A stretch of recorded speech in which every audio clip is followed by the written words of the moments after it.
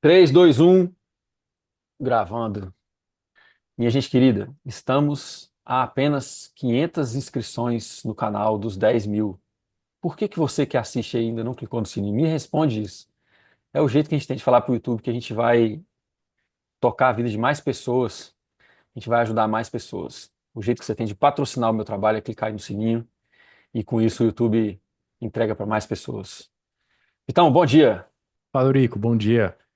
É o sininho não, galera. O sininho também tem um botão só de inscreva-se. Esse é o que faz a gente ter você aqui como nosso seguidor, como alguém que acompanha nosso canal. Então, além do sininho, clique em inscrever-se, que você vira um inscrito do canal.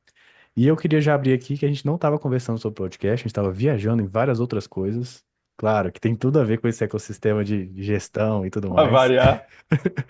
E aí, quando começou a gravar, é que eu lembrei o tema do episódio de hoje, que é muito interessante, por sinal, que é o gerenciamento holístico financeiro. E eu queria começar perguntando, Eurico, por que que eu preciso de um nome só para essa forma de gerenciar um dinheiro?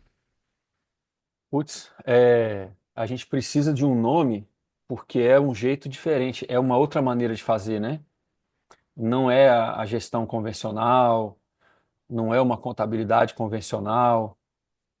Como muitas coisas do trabalho do Savory, ele inovou, né? Esses dias a gente estava batendo papo, não sei se foi com você que eu estava falando isso, mas eu estava falando o seguinte, acho que foi com a Tereza, talvez. Eu estava falando o seguinte, que é impressionante para mim como alguns ecologistas são economistas melhores do que os economistas. E o Savory chegou nisso, né? É, por várias questões. Pouca gente sabe disso, mas ele criou a indústria do, da, da fazenda de caça, né? Em inglês é o game ranching. E lá atrás, né? Nessa ideia de criar valor com as coisas importantes da ecologia para que as pessoas pudessem se manter. Aí olha que interessante, né? Hoje em dia é uma indústria multibilionária no mundo todo, né? São cotas para caça, cotas para safari de observação, essas paradas assim, né? E aí o que que ele percebeu? Que essa coisa de você colocar uma cifra em processos ecossistêmicos, em lugares que têm uma saúde ecológica e tal, ainda não era o caminho, ainda era reducionista.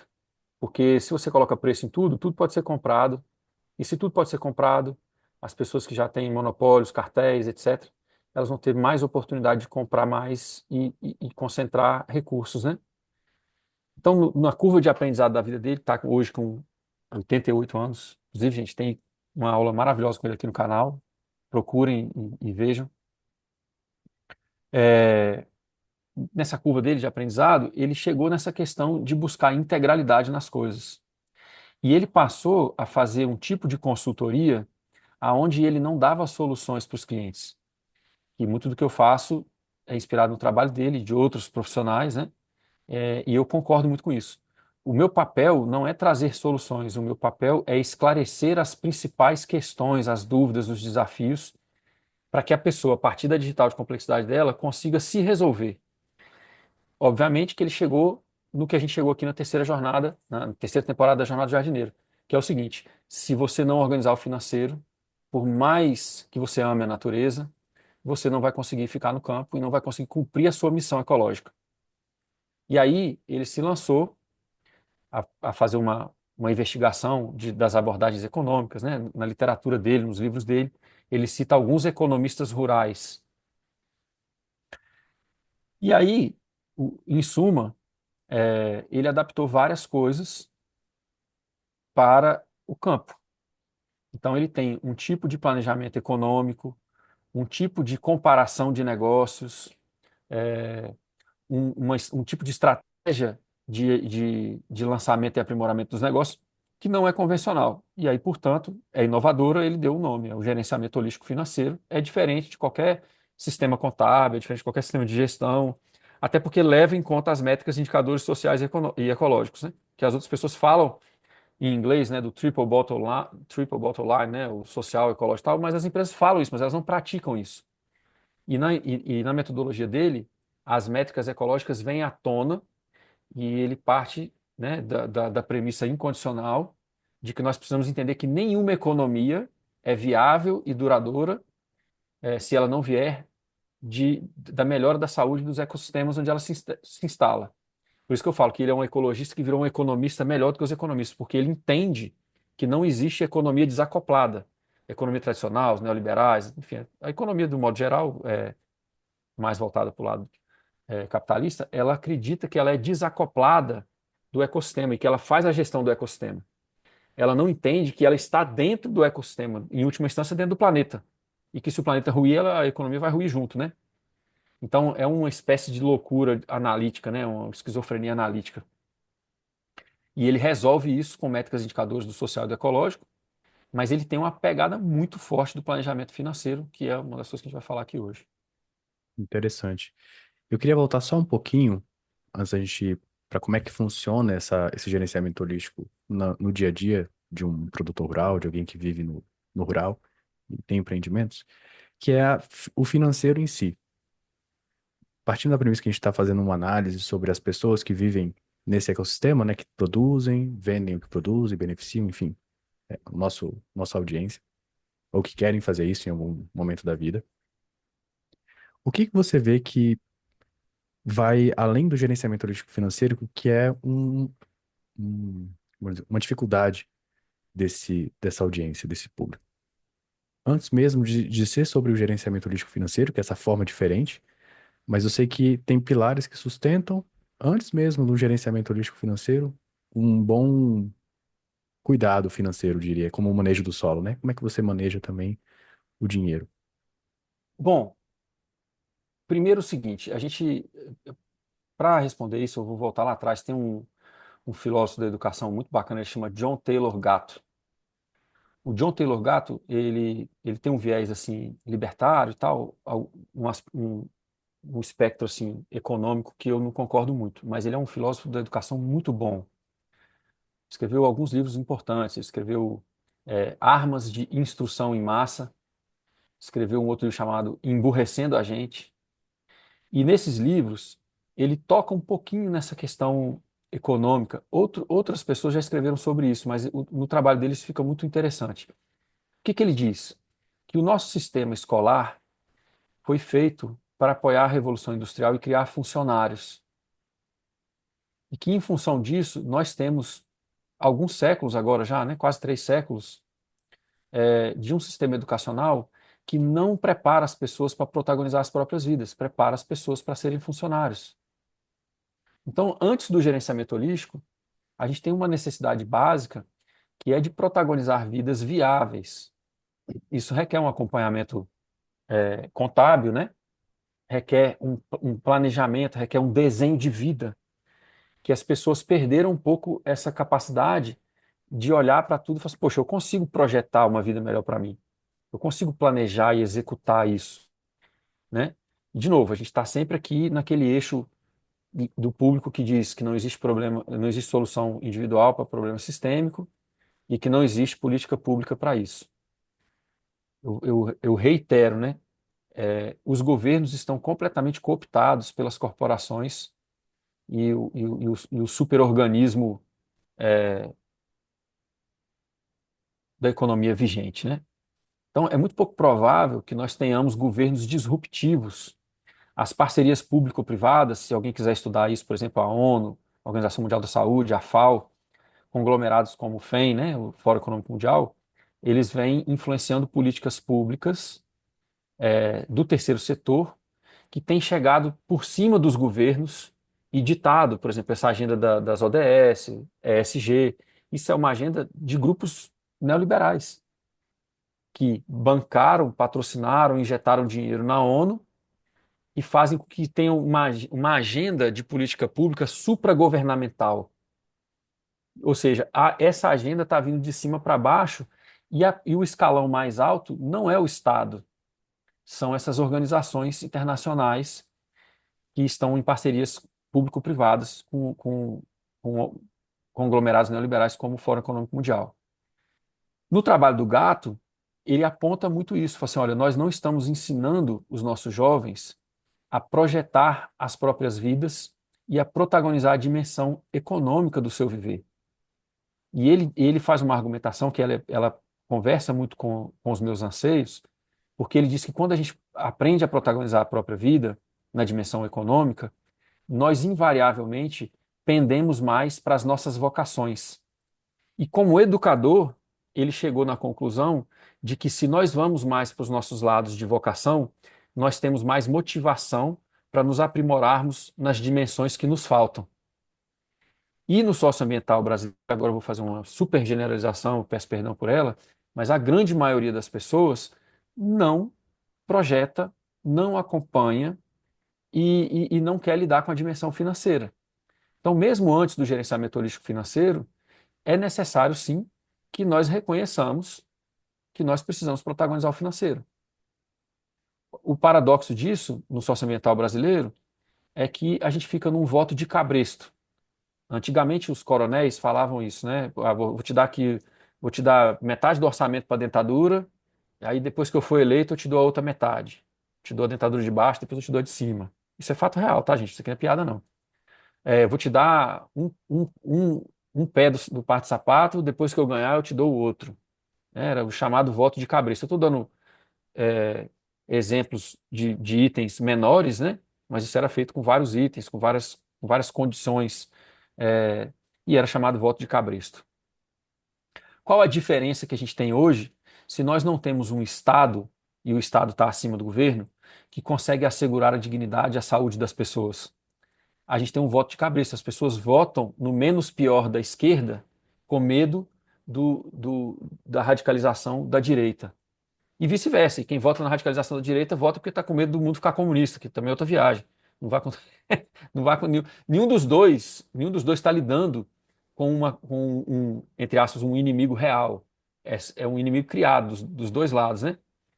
Mas a questão é, o voto é de cabresto, porque as pessoas mais vulnerabilizadas votam numa esquerda que não é esquerda mais, é apenas um neoliberalismo suave, mas com esperança de que políticas públicas melhorem. Elas às vezes melhoram um pouco, mas nunca o suficiente para revolucionar a vida das pessoas. Então, o voto de cabresto é um paradoxo. O segundo paradoxo é a dependência do mundo corporativo. Grande parte dos editais agroecológicos, socioambientais que têm acontecido no Brasil, eles são marketing social de empresas como a BHP, que virou sócia da Vale, né, comprou a parte da Vale e tal, é, Syngenta, Cargill, Bayer Monsanto. Essas empresas têm bancado grande parte dos editais. Imagina que elas lançam um edital de 50 milhões para a agroecologia no Brasil e todo mundo corre e entrega os seus projetos com a sua localização, com as suas atividades, com o seu know-how, com as suas tecnologias de funcionamento, sem nenhuma garantia de que você vai ser agraciado pelo edital. Então, os editais do socioambiental se tornaram para as empresas uma maneira muito barata de minerar os dados das pessoas. As pessoas dão os dados de bom grado, velho, pela chance de conseguir talvez um pouco de dinheiro para tocar o que elas fazem. Por quê? Porque a precificação está errada, a gestão está errada. Eu estou falando da dimensão pessoal, né? Claro, tem problemas sistêmicos. Mas por que que as pessoas fazem isso? Porque elas não conseguiram corrigir dentro do viver delas e do empreendimento delas no campo, não conseguiram atingir um equilíbrio financeiro.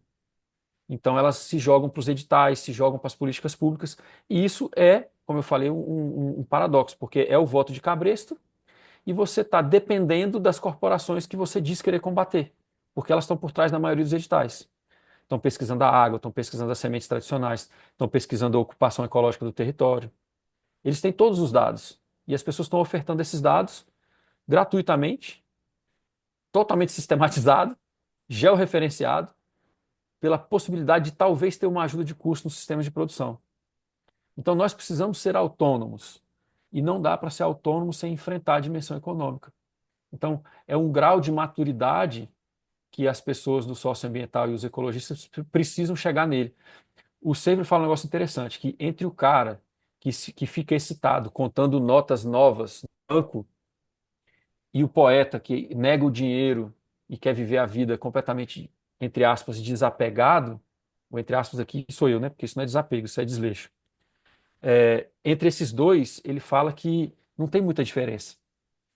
É o mesmo reducionismo. Um só vê o dinheiro e o outro quer ver uma dimensão ecológica ou romântica da vida, negando o dinheiro. Os dois são reducionistas. A nossa vida, ela precisa da dimensão financeira. Enquanto nós não vivermos em, em comunidades autogeridas, descentralizadas, dentro de uma cultura da dádiva e do escambo, enquanto houver o uso de um sistema econômico centralizado, nós precisamos nos planejar, porque senão a gente está fazendo parte do plano dos outros, né? Aqui é uma frase do Jevan Bernakovich e do Terence McKenna, né? Que foi um dos os cronistas dos psicodélicos, né? Ele era um etnobotânico e ele falava que uma vez ele tomou o cogumelo falou para ele assim: se você não está planejando a sua vida está fazendo parte do plano de alguém. E é essa a realidade que a maioria das pessoas amantes da natureza, da ecologia, né, as pessoas socioambiental vivem, negam a dimensão financeira, então elas fazem parte do plano de alguém. Ou elas vão ser massa de manobra de um governo à esquerda ou à direita, ou elas vão ser é, presas de um mundo corporativo que minera dados de todo mundo e quer controlar a vida de todo mundo e transformar o campo numa plataforma de escoamento. Então, faz muito sentido a sua pergunta, porque muito antes da gente pensar a integralidade da dimensão econômica, nós precisamos reconhecer que nós negamos a dimensão econômica, na maioria dos casos, né? As pessoas procuram emprego, por quê? Para não ter que empreender. A pessoa vai para o emprego, às vezes ela não tem vocação para o emprego, mas ela vai para o emprego só para não ter que viver, né, a vida mais arriscada, que é o empreender. Aí eu volto de novo no gato para fechar. Se todos nós estivéssemos expressando as nossas vocações no mundo, o empreender seria relativamente mais fácil, porque nós teríamos a motivação intrínseca necessária para olhar para a dimensão econômica, né? Faz muito sentido isso aí. E não que o Estado não tenha responsabilidade, né? Afinal, ele deveria fazer isso, mas é como você colocou no começo. Até essa roda girar e você ver isso se refletir na sua vida, pode ser que nem, você nem esteja vivo ainda, né? Então, como você traz aqui no seu trabalho, você tem que viver um pouco da vida que você gostaria de levar. Então, não adianta É, muito. a gente tem evidência, né, Vitor, para entender isso daí. Por exemplo, quando a gente teve a Primeira Guerra Mundial, olha que interessante, a gente teve a Depressão de 29. A Depressão de 29, ela já foi decorrência de um colapso ecológico. Pouca gente liga esses pontos, né? Mas foi assim, as máquinas que nós desenvolvemos para a guerra, para a Primeira Guerra Mundial, né, que acabou ali em 1918, mais ou menos, elas tiveram 10 anos de uso no campo. Os tratores de esteira, o maquinário, né? Isso deu as grandes tempestades de poeira nos Estados Unidos, na Austrália, em vários lugares, né? Em lugares que perderam mais de metro de solo em algumas tempestades. Isso, junto com outros fatores econômicos, levou à quebra, né, da bolsa. Um desses fatores é que os Estados Unidos começou a usar a moeda fiduciária primeiro do que todo mundo, mas ainda não foi nessa época. Aí quebrou. Quando quebrou, os Estados Unidos montou um programa de assentamento de agricultura familiar de subsistência. Ele aconteceu depois da Guerra de Secessão, que eles precisavam assentar as pessoas. E os estados, olha que interessante, os estados que ficaram mais ricos nos Estados Unidos foram os estados que investiram nos assentamentos de agricultura familiar de subsistência. São os estados do norte, não são os estados que eram escravocratas. Aí, na crise de 1930, né, no final da década de 20, investiram de novo em assentar pessoas no campo para estabilizar a economia e para que essas pessoas pudessem ter autonomia e desafogar um pouco essa responsabilidade que você estava falando do Estado. Aí entrou num, num modo automático, né? Aí a gente teve a Segunda Guerra Mundial. Durante a Segunda Guerra Mundial, a França, a Inglaterra, os países do Commonwealth, né? Além da Inglaterra também, alguns países do continente africano, a Nova Zelândia, a Austrália e os Estados Unidos desenvolveram um programa chamado os Jardins da Vitória, as Hortas da Vitória. Então, o governo incentivou as pessoas a criar galinha no fundo de quintal, ter galinha poedeira, fazer compostagem, guardar semente e no final da guerra, da Segunda Guerra Mundial, em torno de 45% das frutas, verduras e saladas e tal, assim, do básico, né, da alimentação americana, vinha dessas hortas de fundo de quintal. Ou seja, quando o governo precisou que as pessoas fossem autônomas para que elas fizessem parte de uma engrenagem de geopolítica, de dominação imperialista, eles fizeram isso. No momento em que eles têm o cenário energético dominado, eles esquecem isso. Depois da Segunda Guerra Mundial veio o boom, né? Tanto é que a geração é chamada de Baby Boomers, né? A maior ascensão econômica da história, entre 1950 e 1970. Só que a gente começa a ter dados. Quando você tem métricas sociais da economia, você percebe que desde 1970, mesmo nos países desenvolvidos, o poder aquisitivo não aumentou, ele só caiu. E a percepção de felicidade também só caiu. Então, até 1970, com uma pessoa do casal trabalhando fora, eles conseguiram quitar uma casa em poucos anos e ter uma estabilidade, ter um carro quitado e uma vida funcionando. Isso não existe mais. Então, essa responsabilidade do governo, a gente não pode contar com ela. Não é nem do governo, é do Estado, né? Mas a gente tem evidência, no Brasil foi a mesma coisa. Guerra de Canudos, a gente teve várias situações, né? Movimento separatista do Sul, todos eles estão ligados com a agricultura e todos eles estão ligados com uma busca de autonomia por pessoas que estão ligadas a um território. E Canudos foi a mesma coisa. Canudos veio alguns anos depois da Grande Seca de 1870. Desalojou um monte de gente passando fome e tal, e os caras se organizaram numa comunidade autônoma, né? Uns 10 anos depois. Então, assim, essa revisão toda é para dizer para as pessoas que acompanham o meu trabalho o seguinte: nós temos evidência de que o governo só dá autonomia para as pessoas quando essa autonomia faz parte de um plano do próprio Estado. Quando o Estado está relativamente bem e tem energia suficiente, energia, estou falando da matriz fóssil mesmo, né, para tocar as coisas, ele tira a autonomia das pessoas, deixa as pessoas dependentes e vulneráveis. Então, buscar protagonizar a dimensão financeira, cada um a partir da sua condição, tem gente que vem de uma posição muito desfavorecida, mas é essencial. É violento quando você tem, por exemplo, um cara como Paulo Guedes dizendo que o problema do brasileiro é que o brasileiro não sabe poupar. Pô, o cara não consegue o suficiente para viver, como é que ele vai poupar? Então tem uma violência sistêmica aí. Mas, de novo, eu não estou aqui, no meu trabalho, eu não consigo resolver tudo para todo mundo. Eu consigo apoiar algumas pessoas que têm uma certa disponibilidade e que querem protagonizar essa vida. Então, de novo, eu já falo isso aqui porque senão as pessoas vão ficar me jogando pedra aí depois. Mas eu sei que é uma violência sistêmica. Mas exatamente porque essas pessoas já estão abandonadas, já estão vulnerabilizadas, quanto mais vulnerabilizado você está, mais importante é você tomar cabo da sua dimensão econômica. E isso vale para o socioambiental, mesmo que as pessoas não estejam numa situação de vulnerabilidade tão grande, se você não protagoniza a sua vida econômica, você inevitavelmente depende de poderes centralizados e está perdendo autonomia com isso. Então a gente tem evidência que o Estado não vai fazer. Ele só faz quando é jogo para ele. Tem evidência histórica, é só estudar. Não adianta confiar no Estado. O Estado não é um ente querido que cuida dos seus constituintes. O Estado é uma ferramenta de dominação do capital. O Estado funciona para o capital, ele não funciona para os seus constituintes.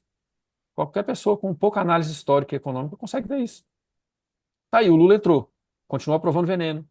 O maior plano safra da história do país, favorecendo o agro, 400 bilhões, né? É, a dívida pública continua crescendo, tem bolsa para banqueiro e estão fazendo corte nos sistemas de apoio à população. Quer dizer, esses políticos supostamente à esquerda, eles não têm condições de peitar as corporações e não têm coragem de assumir isso para os seus constituintes. Então, se a pessoa quiser seguir, por exemplo, tem um monte de gente na esquerda dizendo que o presidente Lula tem vantagens porque ele aumentou o PIB. O PIB é uma métrica burra. Se você pagar metade da população para destruir uma cidade e a outra metade para construir, você aumentou o PIB, você não fez nada. Se todo mundo ficar doente, for para o hospital e o hospital for privado, aumentou o PIB. O PIB não é uma métrica decente. Quanto maior o PIB, maior a destruição ambiental. E as pessoas supostamente esclarecidas e amantes da natureza à esquerda comemoram o aumento do PIB sob o governo Lula. Então, assim, cara, é muito real isso que você falou. O Estado deveria ser responsável por cuidar dos seus constituintes e fornecer para os seus constituintes a possibilidade de ser autônomo, digno e saudável, soberano sobre seus territórios. Mas o Estado não faz isso e eu vejo pouca probabilidade que ele vá fazer. E nesse sentido que eu comecei também a protagonizar a dimensão econômica da minha vida. E é isso, é uma realidade dura. Não é fácil fazer isso, mas tem que ser feito. E é difícil falar pra esquerda isso. Não sei se você conhece o Mano Brown, um cantor de rap. Essa semana, ele fez, fez uma pronúncia, né? Falou que a favela precisava de dinheiro. E aí a galera caiu matando nele, de esquerda principalmente. Olha aí, virou neoliberal, tá romantizando sabe? E aí você fica se perguntando, cara, sim, precisa de dinheiro. Precisa de dinheiro para ter É, estrutura, precisa de dinheiro para bancar comida boa, precisa de dinheiro. Porque essa repulsa ao dinheiro faz com que a esquerda se comporte de um jeito que se sabota no processo de viver uma vida melhor e até peitar de frente esse outro lado, se assim você quiser ficar nessa briga de esquerda-direita e de meu lado, seu lado, você tem recursos financeiros para poder entrar nessa briga também. é um reducionismo, né, Vitor? Como o Severo coloca, tanto à esquerda quanto à direita. Se o cara baseia toda a vida dele pelo dinheiro, ele é reducionista porque ele só vê o dinheiro. Se a pessoa está do outro lado, à esquerda, e nega a dimensão econômica, né, ela está sendo reducionista porque ela está negando uma dimensão que ela é real do nosso viver. A dimensão econômica, ela existe, ela precisa ser cuidada, né? Os dois são reducionistas. O cara que só vive pelo dinheiro, ele vai ter um impacto ambiental maior e muitas vezes tem um impacto negativo na família também. O cara é tão obcecado pelo trabalho que casamentos falidos, relações ruins com os filhos, etc. Olha como é que do outro lado é mais ou menos a mesma coisa. A pessoa tem complexo de herói e de heroína da esquerda, vive num emprego que paga mal, vive de ativismo de teclado, vive de votar de 4 em 4 anos e ficar brigando e o mundo inteiro que não vota junto com ela está errado, e ela cai no mesmo problema. Né? Às vezes os relacionamentos entram em falência afetiva, não tem tempo para o filho, para a filha, não tem tempo para a esposa ou para o esposo. As consequências da gente viver dimensões mutiladas são parecidas dos dois lados. A única diferença é que do lado mais pobre nós temos menos impacto ambiental, mas a gente tem um impacto social, afetivo nas nossas relações muito grande. A gente vive em falência, né? A gente vive em dificuldade, vive de problema em problema, de crise em crise, né? Sem nunca ter uma tranquilidade para viver. O outro não, o outro ele tem uma tranquilidade financeira, mas ele não tem relacionamentos significativos e ele tem um impacto ambiental enorme. Ou seja, os dois reducionismos têm efeitos colaterais muito graves e são lados de uma mesma moeda, que é não conseguir integrar as dimensões do nosso viver. Você pode ser lucrativo desde que o seu excedente venha de territórios que estão melhorando a saúde ecossistêmica. Você pode viver uma vida ligada com a natureza desde que você não seja é, dependente economicamente de dispositivos, de sistemas que estão fora do seu alcance. Os dois são parecidos. E a integralização das dimensões são importantes para os dois. Um precisa integrar econômico, desculpa, ecológico e social, e o outro, romântico, precisa integrar o econômico e o social também. Quantos líderes eu vi, né, que têm sucessão de relacionamentos falidos? Quantos líderes eu vejo assim, no socioambiental que têm filhos que não querem nem saber da causa do pai ou da mãe, né? Então, é isso. A gente, inclusive, a sucessão do pensamento de esquerda se perde um pouco na medida em que você tem nos seus heróis, no seu pai, na sua mãe, nas pessoas que você vê e admira, uma falência afetiva. Poxa, a pessoa fazia tudo para todo mundo, mas dentro de casa ela nunca estava presente. É muito pouco provável que aquela família vai ter uma sucessão de pensamento naquilo ali, né? É reducionismo dos dois lados. E como eu consigo implementar, ou eu não começo já implementando o gerenciamento holístico financeiro, eu começo entendendo como ele funciona? Dentro da questão do gerenciamento holístico, a gente começa por um processo de identificação do que a gente está fazendo a gestão. Então, o que é que eu estou gerindo? Quem toma decisões junto comigo, né? Eu faço essa análise primeiro, porque, de novo, tem muito a ver com a jornada de jardineiro. Aonde que a minha mão alcança? Aonde que as minhas decisões vão ter o maior impacto positivo possível e aonde que eu tenho domínio sobre isso? Então, se eu estou envolvido em projetos, em políticas públicas ou em empreendimentos, eu preciso saber quem toma a decisão junto comigo. E essas pessoas têm que fazer parte da construção de um contexto. Contexto nada mais é do que a gente descrever com muita profundidade como a gente quer viver as nossas vidas enquanto a gente cumpre as nossas missões. Quando eu tenho isso especificado, quais são as qualidades de vida que todo mundo quer ter, tempo para a família, tempo para tirar férias, recursos para viver uma vida econômica segura, né, sem viver apertado o tempo inteiro e tal.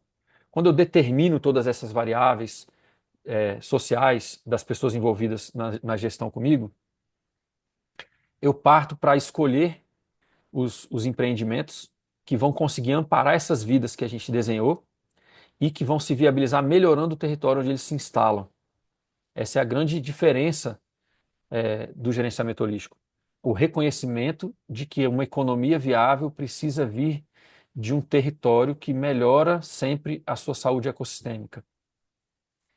Então, eu passo por um processo de alfabetização ecológica, né? Entendendo os processos ecossistêmicos, entendendo como é que eu posso fazer e tal. Aí eu faço uma investigação das minhas ferramentas, criatividade, dinheiro, os animais como ferramenta, e assim vai, né? Tipos diferentes de dinheiro, faço uma auditoria de tudo que está disponível para eu poder fazer o meu projeto, os meus projetos andarem. Mas veja que aí já teve uma inversão, né? A minha dimensão econômica, ela vem para embasar a saúde do território e, consequentemente, a qualidade de vida das pessoas que vivem nele. Então, a minha dimensão econômica, ela está subjugada ao papel de se viabilizar melhorando o território. Só isso aí já é uma inversão monstra e melhorando a qualidade de vida das pessoas. Aí, a partir desse momento que eu entendo esses condicionantes, eu faço uma investigação de quais são os empreendimentos que eu posso ter que vão ter o maior impacto positivo nas qualidades de vida dos envolvidos e na saúde do território onde ela se instala. Aí a gente realmente começa a entrar de fato no gerenciamento holístico financeiro. E aí vira tudo de ponta cabeça, porque a primeira coisa que ele fala, e os ecologistas às vezes se assustam, é planeje primeiro o lucro. Você tem que planejar o lucro primeiro. Tem uma lei de Parkinson, né? Não é da doença, não, é de um autor.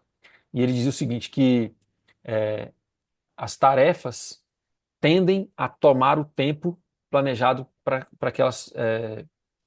o qual elas foram planejadas, né? Então, por exemplo, se você tem 30 dias para fazer uma tarefa, você provavelmente, essa tarefa vai se alongar durante 30 dias. A tarefa, ela se alonga para o prazo determinado para ela, né? É a lei de Parkinson. E o Savory traz isso para a nossa questão no rural. Primeiro, ele planeja o lucro e não a produtividade.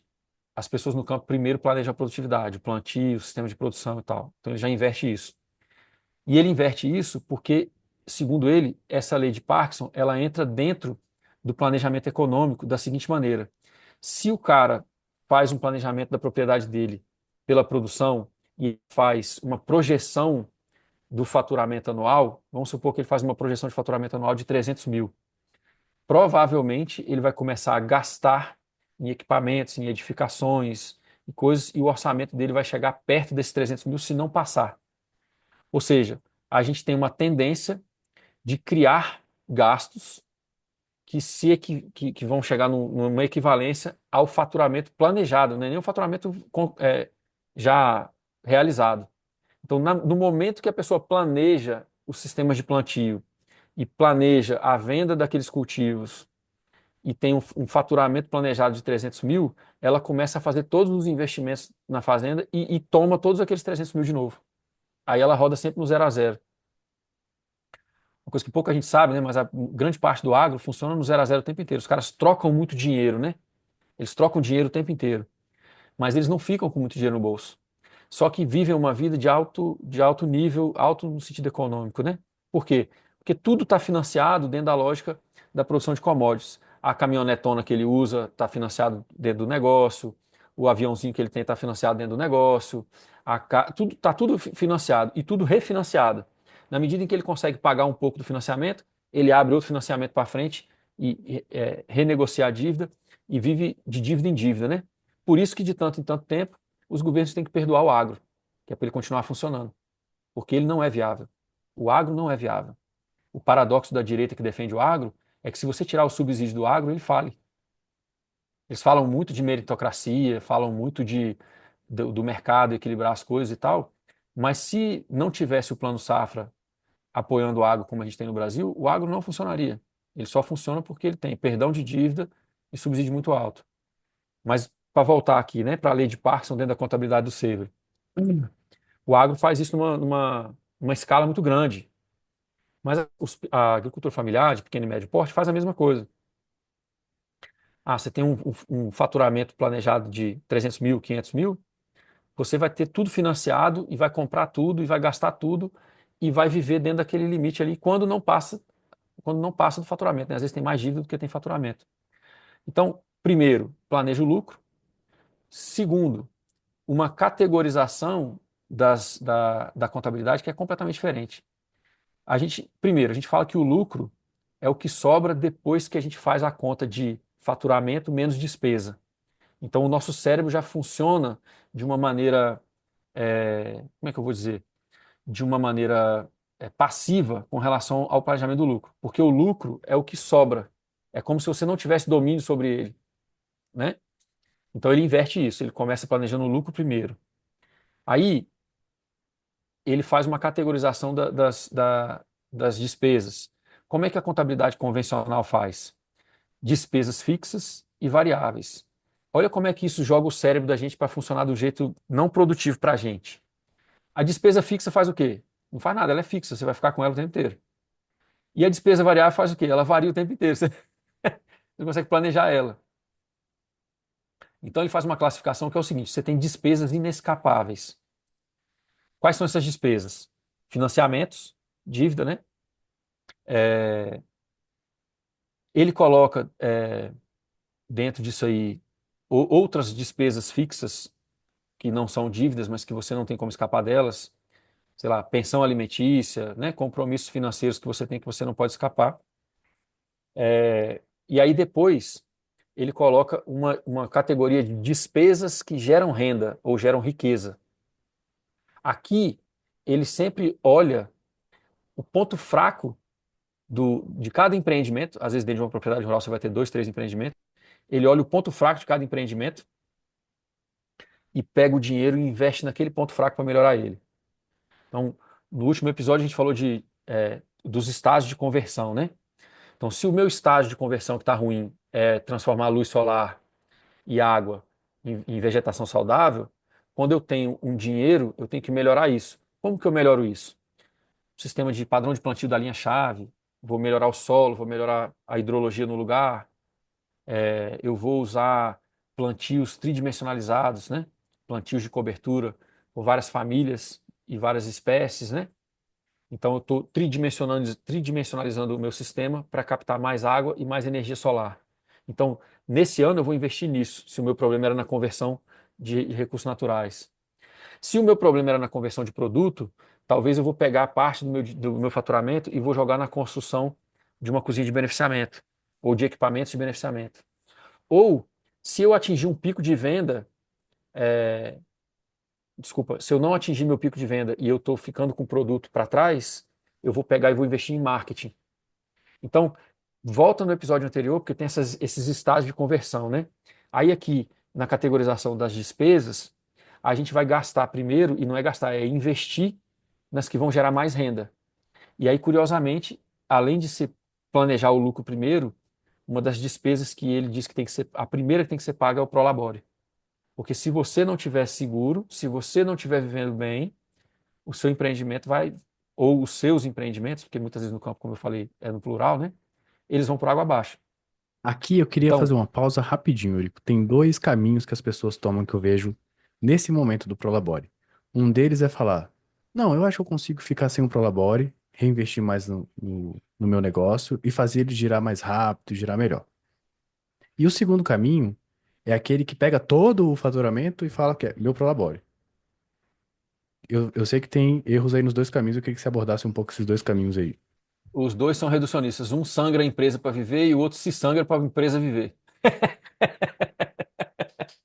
É isso, né? É que Então, também tem um ponto, assim, se você tá pegando tudo da empresa também, é uma questão de precificação. Também pode ser uma situação que eu vejo também, né, de sucessão ecológica, digamos assim.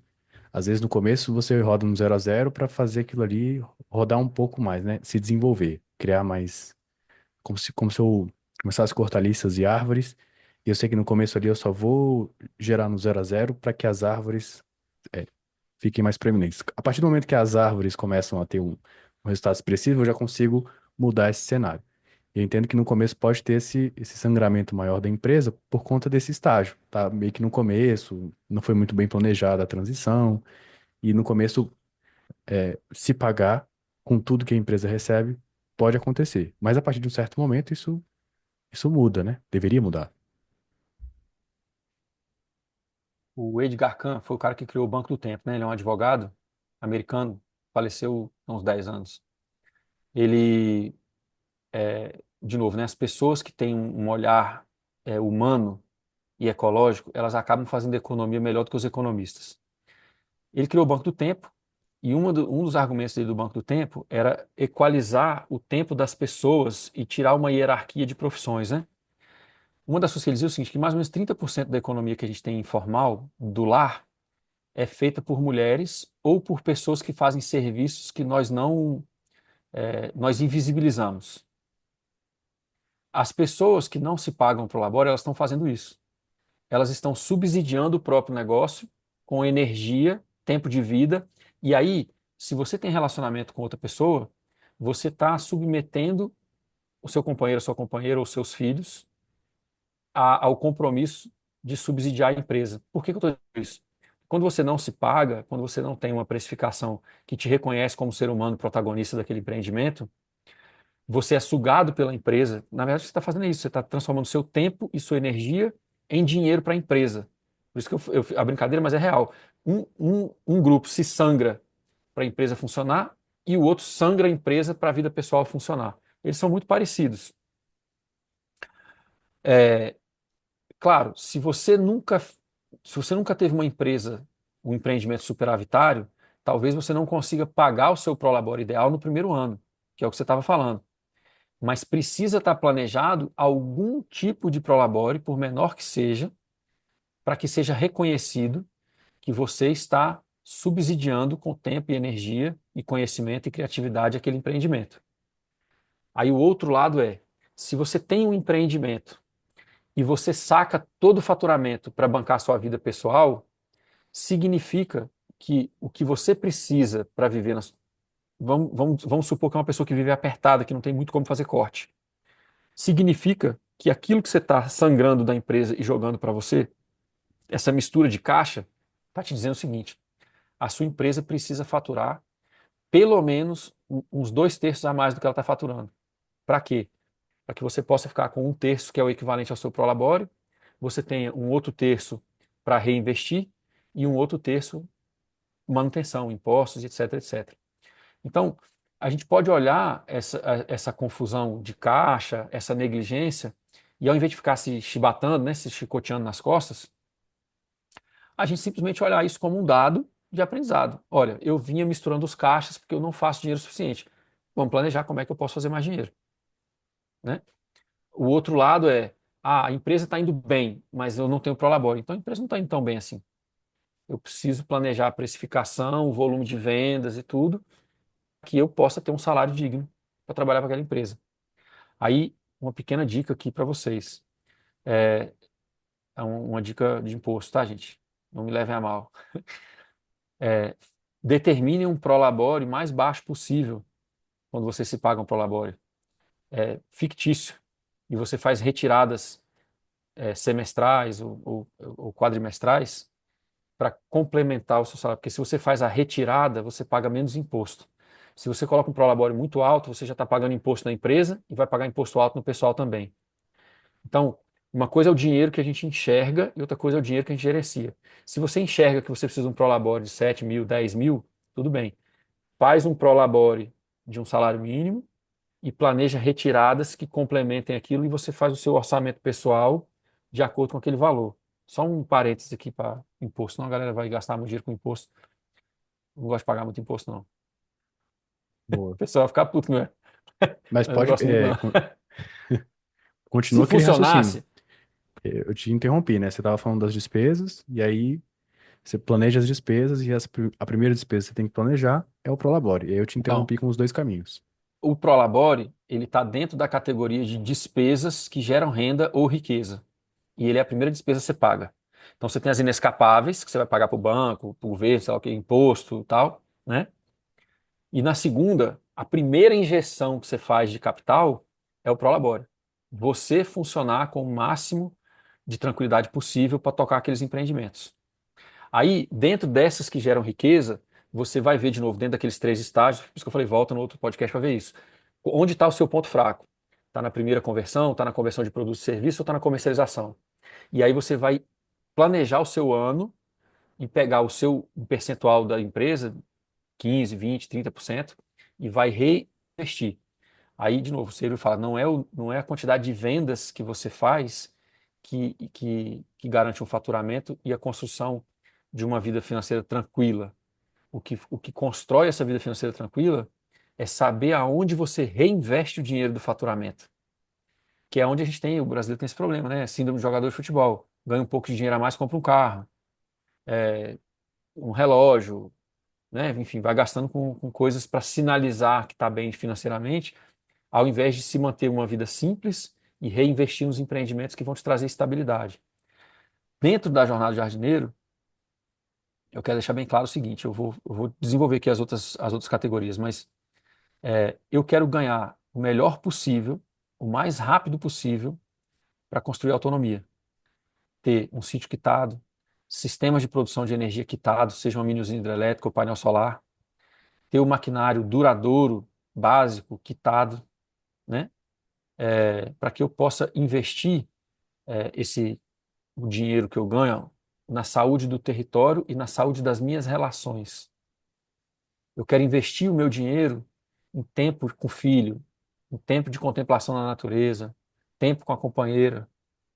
Eu quero viver uma vida onde eu tenho tempo para escrever, para ler, para ter uma vida cultural rica, né? Eu não quero viver para esperar a sexta-feira para ir para um bar ouvir sertanejo. Eu abomino isso aí, né?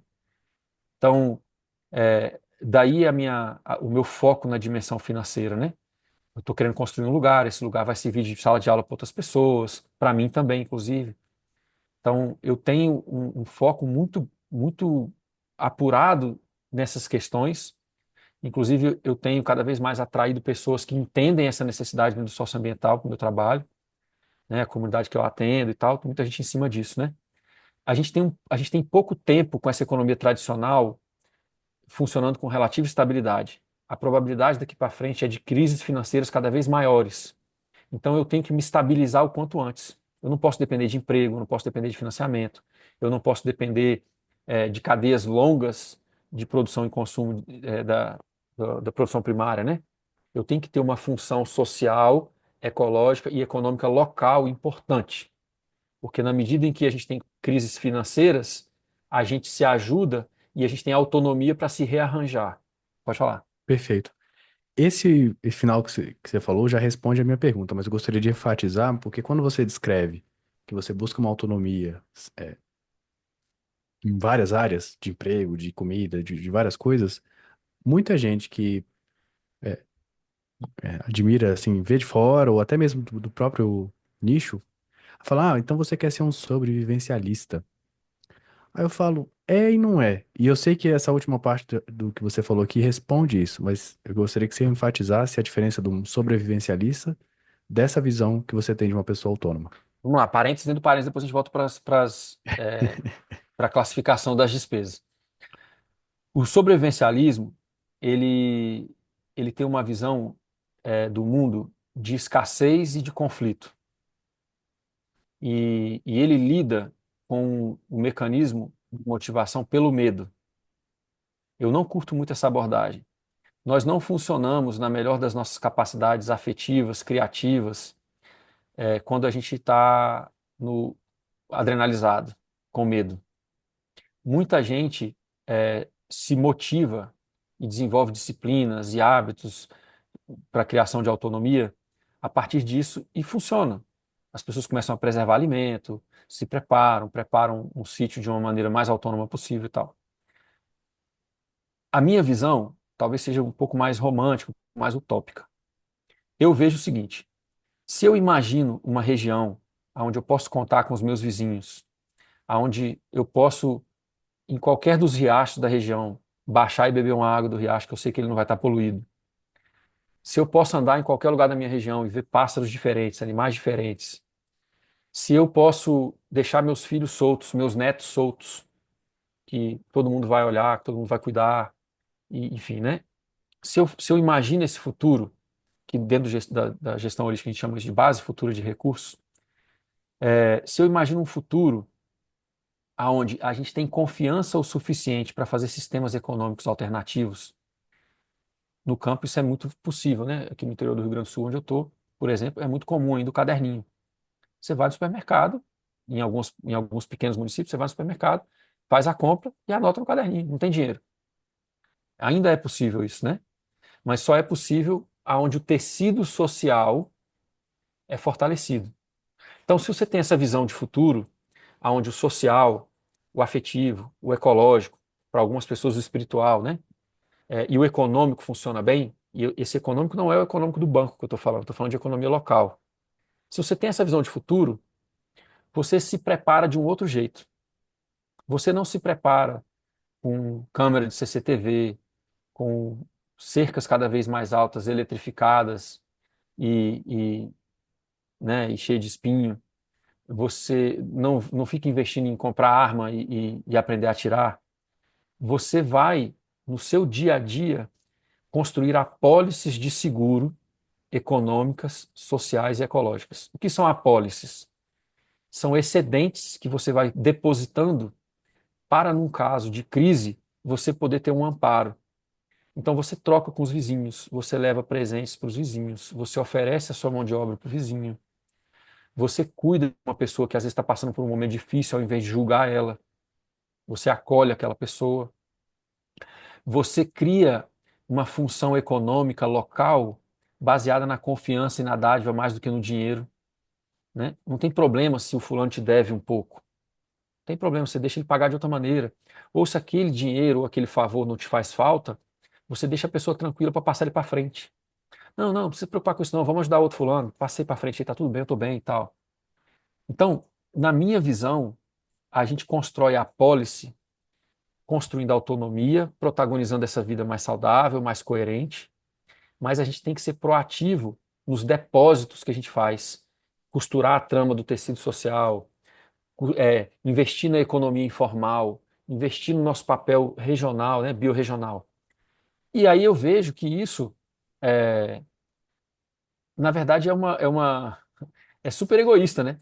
Porque na verdade eu estou construindo um mundo que eu gosto para mim, mas é um egoísmo que ele tem consequências, efeitos colaterais positivos.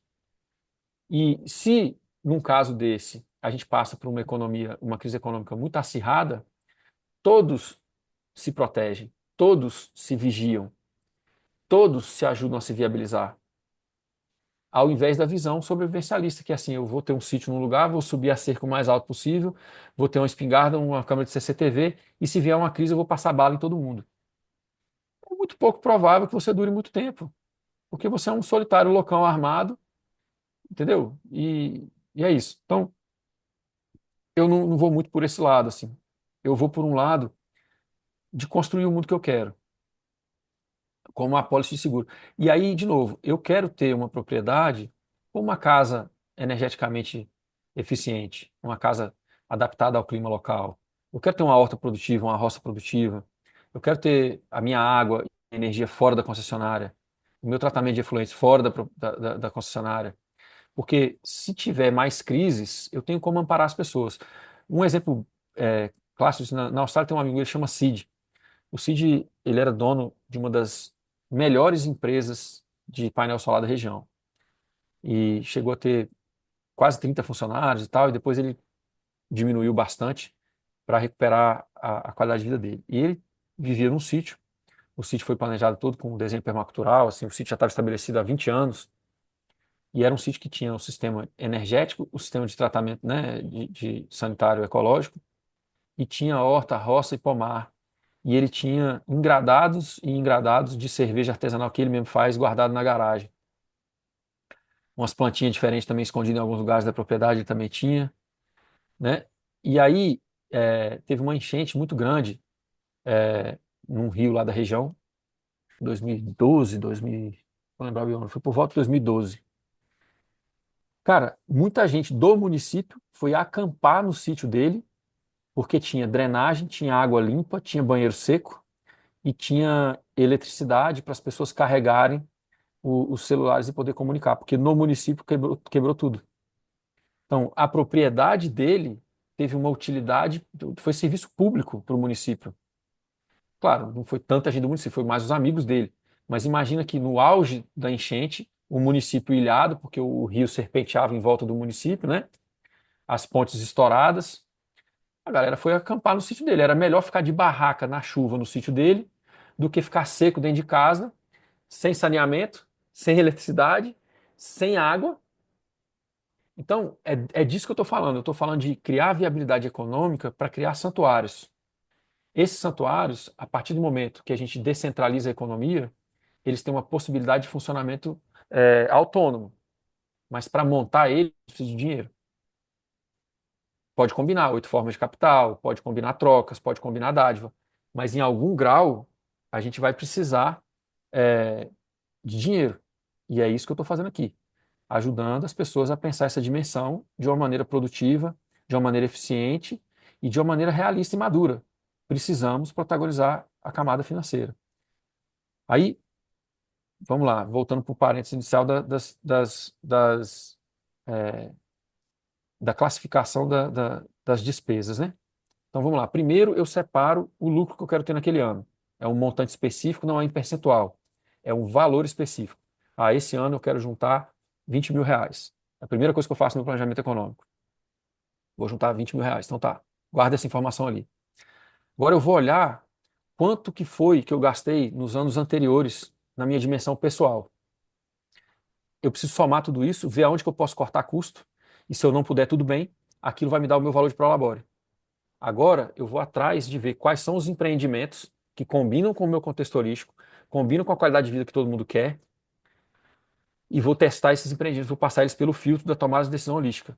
Qual que está na direção certa, qual que resolve a raiz do problema, qual que é o mais lucrativo, né? Qual que tem qual que tem o lucro bruto com maior efeito positivo nos meus negócios, né? São perguntas do gerenciamento holístico. E aí eu vou elencar ali 2, 3 empreendimentos e vou botar isso para funcionar. Se eu já vinha funcionando, eu vou olhar qual o estágio de conversão que está errado e vou entrar ali. Então, lucro, é, despesas inescapáveis, impostos, dívidas, compromissos anteriormente contratados que você não pode se livrar deles. E aí eu entro na camada das despesas que geram riqueza ou que geram renda. O Prolabore é o primeiro. Aí depois eu vou ver dentro do elo fraco de cada empreendimento aonde que eu vou investir dinheiro, se é na conversão de lugar e água, se é na conversão de produtos e serviços, ou se é na conversão de produto em dinheiro, na comercialização. Aí eu vou investir ali. Aí depois eu passo para uma outra camada de despesas, que ele chama de despesas de manutenção, mas que elas podem e devem ser auditadas o tempo inteiro. Então, ao fazer isso, eu vou jogar o meu Prolabore, aquela planilha dos 20 mil, né?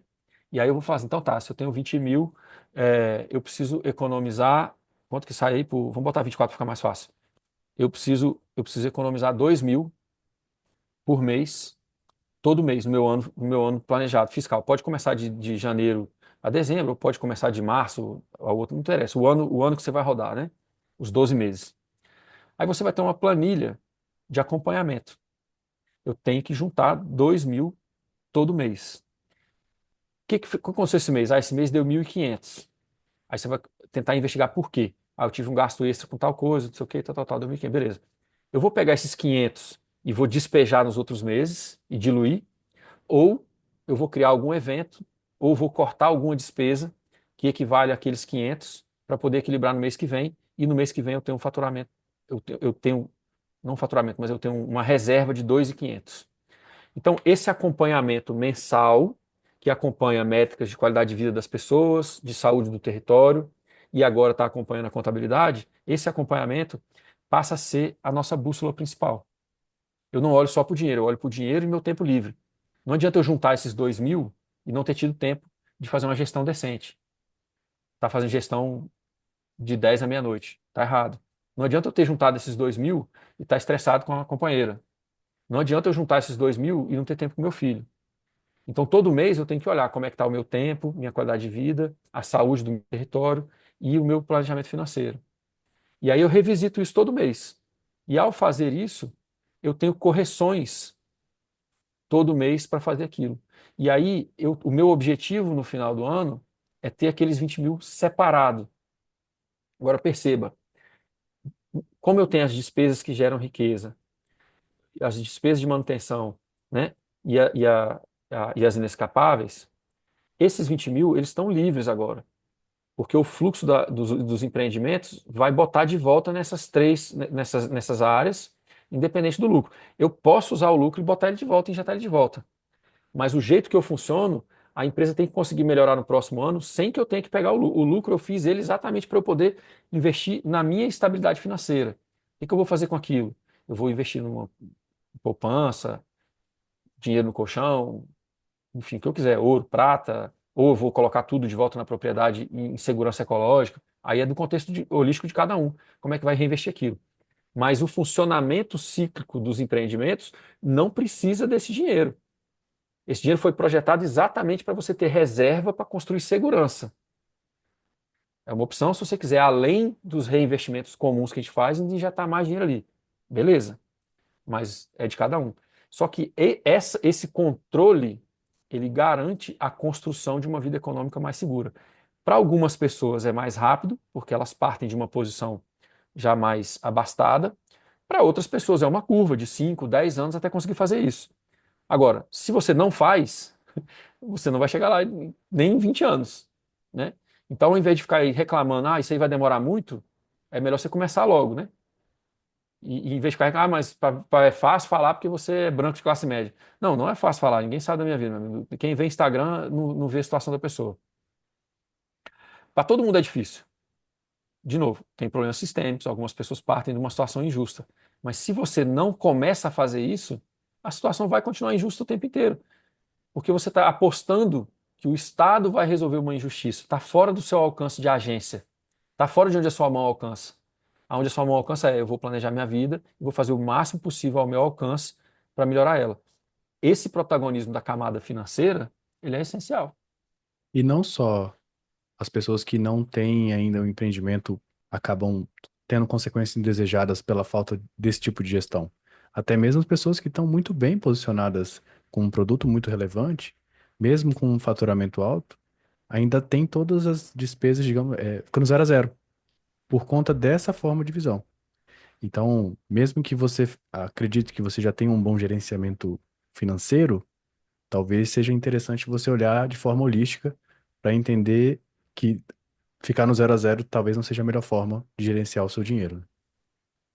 E tem um outro lance também, Vitor. Às vezes, a pessoa até tem lucro. Ela não está no zero a zero se você olhar a dimensão econômica. Mas se você olhar a dimensão ecológica e a dimensão social, e dentro da dimensão social vou colocar relações afetivas e vocação, às vezes você está deficitário. Tem um professor de meditação, ele chama Bugs, Burgs. Ele tem um trabalho muito bacana. Hoje em dia ele coordena, ele tem uma propriedade nos Pirineus franceses, onde ele faz retiros. Ele tem um trabalho interessante, cara, que ele, por exemplo, encoraja as pessoas a se envolver com projetos de longo prazo. Que ele fala que a gente está perdendo a capacidade de foco, de concentração, né?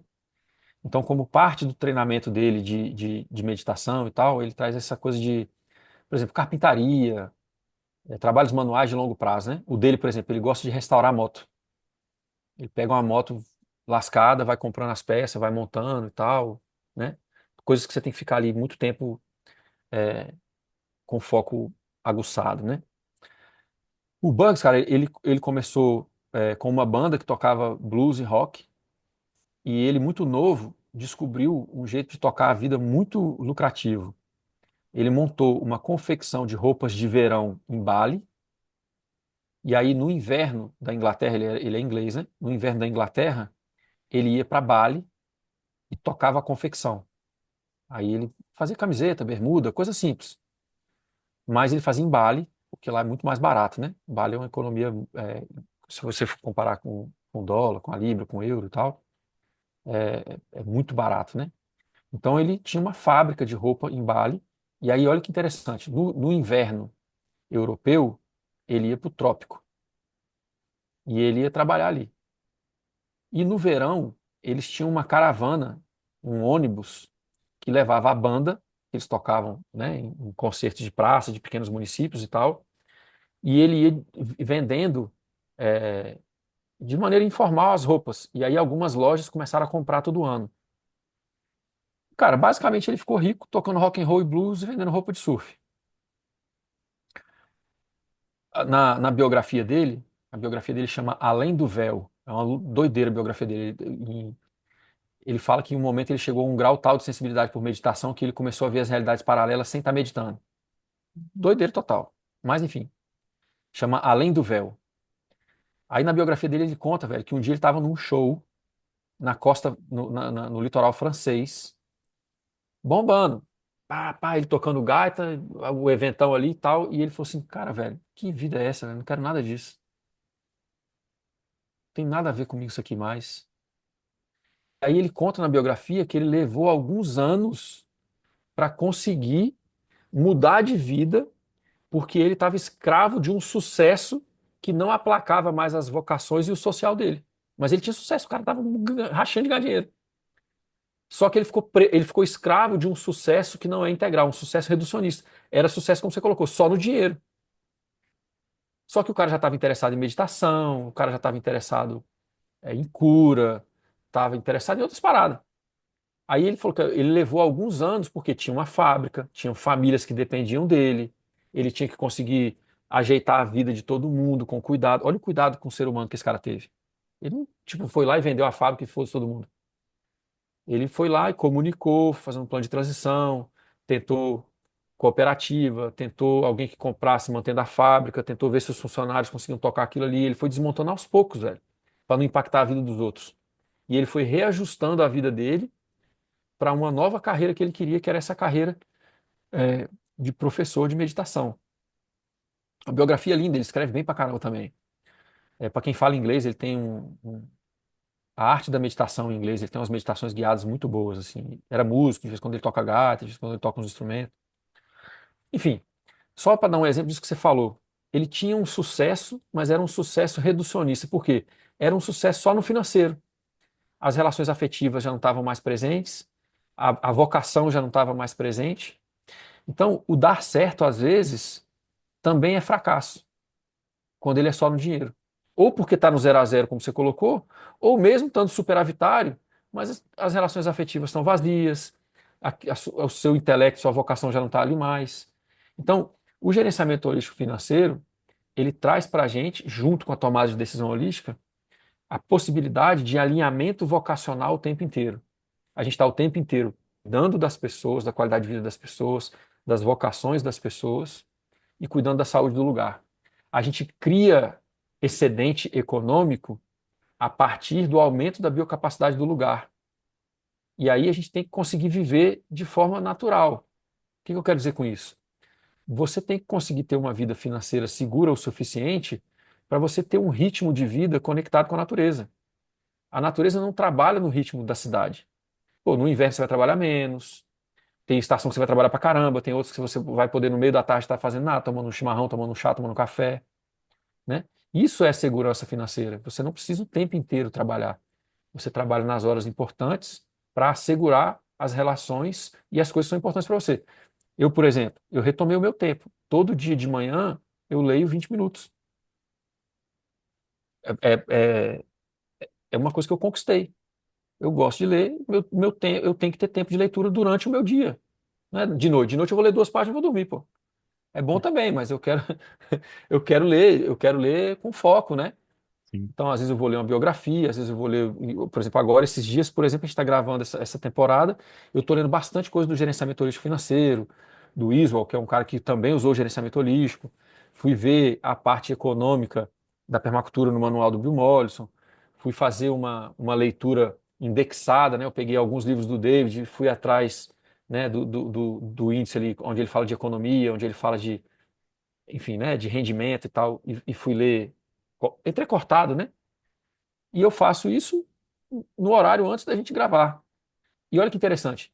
é ao mesmo tempo um trabalho, é ao mesmo tempo um diletantismo, né, uma maneira gostosa de viver, e isso não me coloca em risco de não pagar o meu mercado no final do mês. Mas foi planejado, né? Não acontece à Pelo toa. contrário, né? Potencializa a sua compra do mercado no final do mês. Exato, porque está alinhado, né? Está alinhado com a saúde do lugar, está alinhado com a minha missão de ajudar as pessoas. Então, eu me melhorando, eu trago mais acesso a mais fontes para mais pessoas. Essas pessoas acabam apoiando meu trabalho, entrando para um curso, ou fazendo uma consultoria, ou entrando para a comunidade que se formou em volta do meu trabalho. E aí, até esses momentos que eu tenho que, para mim, são momentos é, de realização, eles, de alguma maneira, eles têm utilidade para outras pessoas em várias camadas do que eu faço, inclusive gratuitamente aqui no podcast. E sobre Quantos esse autores quantos autores eu citei gratuitamente, aqui hoje, né? né? Esse gratuitamente, estava conversando com a Gabi, uma aluna sua, essa semana, falando da imersão. Ela falou, não, mas eu tô acompanhando a jornada do jardineiro e tal, vocês produzem muito conteúdo e tá sendo ótimo lá. O ponto é que esse conteúdo aqui da jornada, ele é um conteúdo gratuito, né? Todo esse estudo, tudo isso que você está preparando aí, querendo ou não, é material para o nível mais profundo aqui de conhecimento para dentro das pessoas que já entraram na comunidade, já fizeram um curso, já praticam um pouco do gerenciamento holístico e estão aprofundando, querendo implementar mais ainda essa forma de viver. Mas foi interessante ver que um aluno seu, uma pessoa que já está dentro aqui da comunidade, consome aqui o seu conteúdo que é gratuito e vê assim, cara, é muita coisa que vocês produzem. Ela mesma ela relatou aqui para mim, não, vocês produzem muito, é muito rápido. É, o Vitor, né, o seu charada cardeal, ele fala isso, né? Ele fala assim, pô, eu não consigo entender como é que você produz tanto conteúdo. E eu acho engraçado, porque eu não gosto desse termo produzir conteúdo, né? A gente foi cooptado para dentro de uma visão cultural meio maluca, né? Na verdade, o que a gente está fazendo é pensando e compartilhando conhecimentos, experiências, princípios, né? E, e aí isso tem um valor tangível e intangível. O negócio de produzir conteúdo eu acho meio doido. E eu não gosto também porque me coloca como empregado das corporações de rede social, que eu não gosto muito delas, não.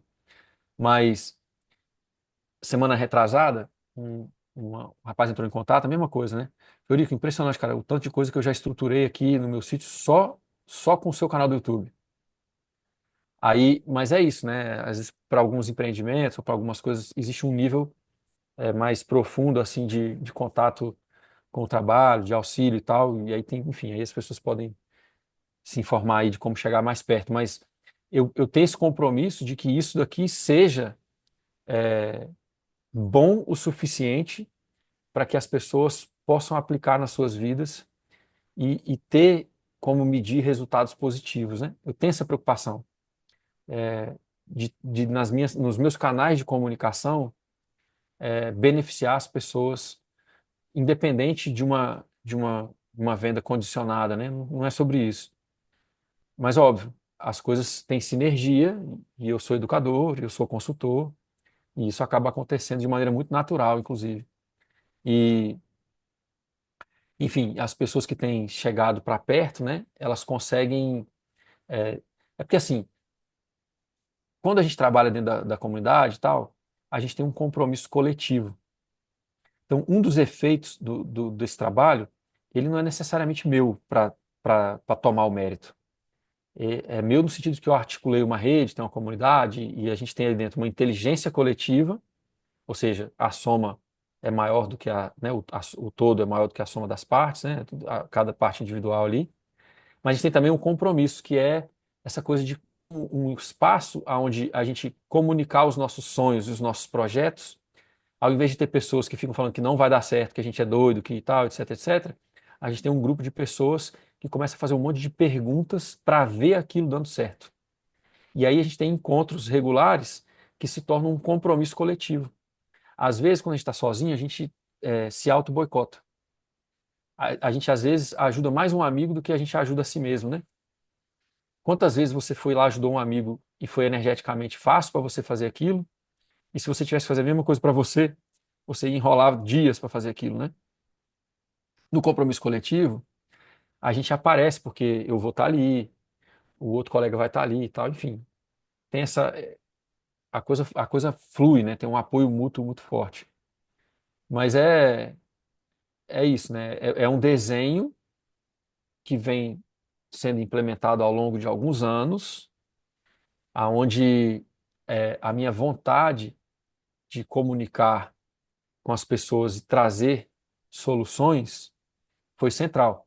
Você vai lembrar da primeira vez que a gente trabalhou junto, acho que 2019, 2020, né? Você me perguntou assim, pô, mas se você fosse fazer esse trabalho aí, o que que você queria fazer, né? Eu falei, olha, eu gostaria que o podcast tivesse um alcance muito maior e eu continuaria fazendo podcast mesmo que ele não fosse uma coisa remunerada. E eu não consegui esse alcance ainda. Tem gente que não se inscreve no canal, pô, mas eu já consegui, de alguma maneira, dentro das pessoas que acompanham o trabalho, a gente tem bate-papos, né, enfim, vídeos longos, áudios aqui do podcast, que são muito transformadores. E eu consigo colocar isso dentro de uma lógica aonde isso faz sentido para o meu trabalho profissional. Então, é um intangível, mas ele tem sinergias com o meu empreendimento de cursos e consultorias. Muitas pessoas chegam para mim através desses bate-papos que a gente está fazendo aqui. É bacana A isso produção aí. de conteúdo, eu não vejo tanto assim como ser obrigado pela empresa e tal. Eu vejo como eu gosto muito de fazer analogia do rural com o digital. O digital para mim é o meu ambiente nativo, né? Vivo no digital. Então, produção de conteúdo eu associo a um produtor rural. Porque, querendo ou não, tem um trabalho da gravação, que é isso que a gente está fazendo, depois tem um trabalho da edição, que é uma pessoa que vai ter que ir lá limpar os cortes, depois ele vai exportar isso aí, colocar no YouTube, fazer uma capa, legendar. Então, tem um trabalho envolvido e eu acho que combina como produção. Como se eu estivesse preparando o solo, areando, depois semeando, depois cuidando, depois colhendo. E aí isso cai para o nosso próximo episódio, que é o marketing. A produção de conteúdo é um pilar da estratégia que implementamos aqui no nosso marketing. E eu acho que a gente vai conseguir conversar melhor sobre marketing no próximo episódio. Então, obrigado mais uma vez, Eurico. Obrigado a quem assistiu até aqui.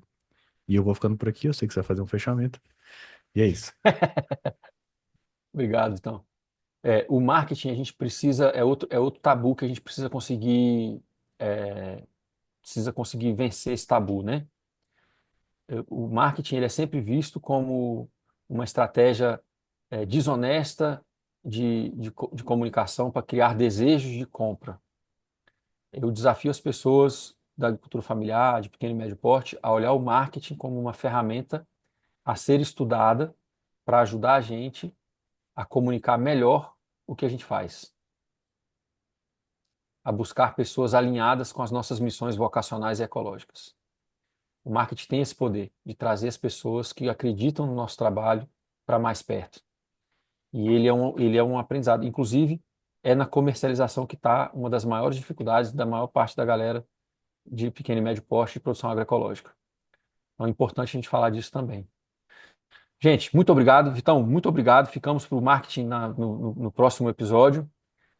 Compartilhem, enviem para outras pessoas. Precisamos muito do apoio de vocês na divulgação desses vídeos aqui, desses áudios do podcast. Conto com vocês aí. Falta só 500 para a gente chegar a 10 mil. Você que não clicou ainda aí, clica aí, se inscreve e passa para frente. Valeu, abraço.